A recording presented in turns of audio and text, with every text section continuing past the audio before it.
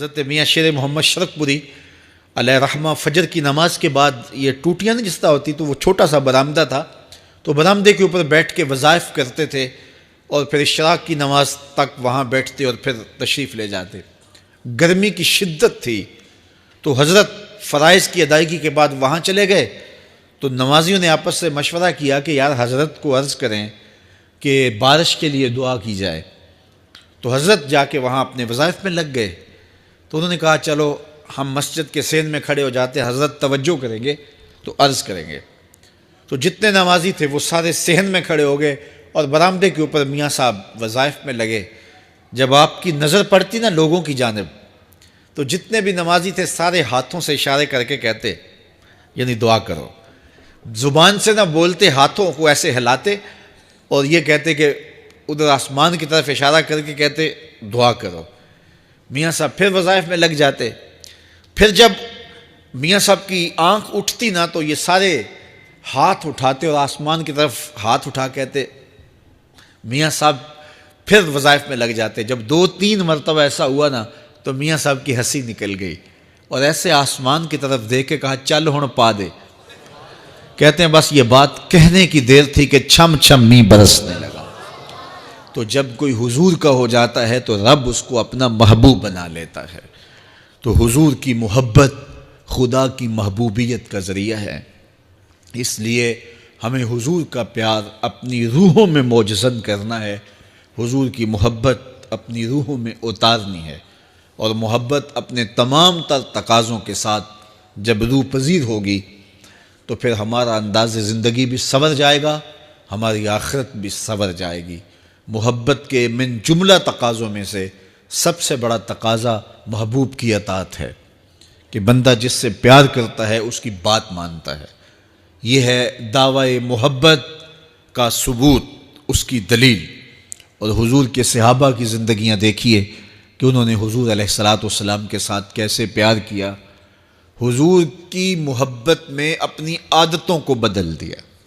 حالانکہ عادتیں نہیں بدلی جاتی، 2 سکے بھائی ہوں، رشتہ کتنا گوڑا ہے، اور ایک گھر میں پرورش پائی ہے، ایک گود میں پلے ہیں، ایک باپ کے گہوارہ تربیت میں رہے ہیں، لیکن طبائع میں اختلاف یہ ایک فطری بات ہوتی ہے۔ ہمارے پاس لوگ آتے ہیں 2 سکے بھائی ہوتے ہیں، ایک کی طبیعت ادھر کو جا رہی ہوتی ہے، دوسرے کا مزاج ادھر کو جا رہا ہوتا ہے، ایک سخت نرم مزاج ہوتا ہے اور دوسرے کی آنکھوں سے انگارے پھوٹ رہے ہوتے ہیں، ایک معاف کر دینے والا ہوتا ہے، ایک سخت غصیلا ہوتا ہے، ایک کی طبیعت کے اندر تلخی کی چنگاریاں ہوتی ہیں اور ایک کی طبیعت کے اندر نرمی کے پھول ہوتے ہیں، آپ نے بھی دیکھا ہوگا۔ تو یہ ایسا ہوتا ہے۔ اب اسی طرح کھانے پینے کی چیزوں میں طبائع کا اختلاف یہ فطری بات ہے، ایک کو ایک چیز پسند ہوتی ہے، دوسرے کو وہ چیز پسند نہیں ہوتی ہے۔ بعض اوقات ماں کو مسئلہ ہوتا ہے کہ یہ چیز اگر میں تیار کرتی ہوں تو میرا دوسرا بیٹا نہیں کھاتا، تو اس کے لیے بعض سے الگ سے کوئی چیز تیار کرنی پڑتی ہے کہ اس کی ڈیمانڈ یہ ہے اور میرے اس بیٹے کی ڈیمانڈ یہ ہے۔ مائیں مزاج سمجھتی ہیں، ایک آغوش میں پرورش پانے کے باوجود خون ایک ہے، گہوارہ تربیت ایک ہے، دودھ ایک ہے، لیکن طبیعتوں کے اندر اختلاف پایا جا رہا ہے۔ لیکن صحابہ کی زندگیاں دیکھیے، انہوں نے اپنی طبیعتیں بھی حضور کی طبیعت کے سانچے میں ڈھال دی۔ حضرت انس بن مالک کو کسی نے دیکھا کہ وہ شوربے سے کدو کے ٹکڑے نکال نکال کے کھا رہے ہیں، تو کہا یہ کیا کر رہے ہو؟ کہا میں نے ایک دن حضور کو یوں کرتے ہوئے دیکھا تھا۔ تو طبائع کا اختلاف یہ ایک فطری اختلاف ہوتا ہے، لیکن صحابہ نے اس کو بھی چھوڑا اور حضور کی محبت کے سانچے میں ڈال دیا۔ پھر اس چیز کا انتظار نہیں کیا کہ حضور کا فرمان کیا ہے، حضور کی چاہت پہ اپنے مزاج کو بدلا۔ اللہ اکبر۔ حضور علیہ الصلوۃ والسلام مدینہ المنورہ کی گلی سے گزر رہے تھے، ایک گنبد نما مکان بن رہا تھا اور ایسے مکان حضور کو پسند نہیں تھے۔ تو آقا کریم علیہ السلام نے پوچھا یہ مکان کس کا ہے؟ کہا فلاں انصاری کا ہے۔ حضور گزر گئے، چہرے پہ تھوڑے سے ناگواری آثار حویدہ ہوئے۔ کسی نے اس صحابی کو بتا دیا کہ حضور گزرے تھے، تیرے مکان کو دیکھا، شاید پسند نہیں آیا۔ 2-4 دن کے بعد حضور دوبارہ گزرے، دیکھا کہ وہاں ملبے کا ڈھیر پڑا ہوا تھا۔ فرمایا اس صحابی کو بلاؤ، بلایا گیا، کہا میں پرسوں ترسوں گزرا تھا، تیرا مکان دیکھا تھا، یہ کیا ہوا؟ عرض کی میں نے گرا دیا ہے۔ فرمایا کیوں؟ عرض کی سنا تھا آپ کو پسند نہیں، سنا تھا آپ کو پسند نہیں۔ میں اور آپ دیکھیں ہمارا کیا کیا حضور کو پسند نہیں، سر سے لے کر پاؤں تک، نجی زندگی سے لے کے سیاسی زندگی تک، اپنے امور ذات سے لے کر کے اپنی معاشرتی زندگی تک، ہمارا کیا کیا حضور کو پسند نہیں، اور ہر وہ چیز بدل دیں جو حضور کو پسند نہیں۔ محمد دی زیارت محمد دے رنگ وچ، اے ٹھگ بازیاں جانے پیارا محمد صلی اللہ علیہ وسلم۔ میرے شیخ کامل کا ایک شعر ہے، اور وہ شعر اتنا وزنی ہے کہ اگر میرے پاس جواہر لال موتی ہوں اور میں ایک پلڑے میں ڈال دوں اور ایک پلڑے میں یہ شعر رکھ دوں تو یہ شعر پھر بھی بھاری ہوگا۔ یاری لا تو پاک نبی سنگ، اے پر پوری یاری، پھر درود قبول ہے تیرا لکھ نہ لوں ایک واری۔ 1.25 مرتبہ درود پڑھنا ایک طرف، اور ایک دفعہ حضور کی ذات پہ درود پڑھنا، ان کی محبت کے سانچے میں یوں ڈھل کر کے جو وہ کہتے ہیں وہ میری زندگی کا عمل ہے، یہ اس سے وزنی ہے، یہ اس سے بھاری ہے۔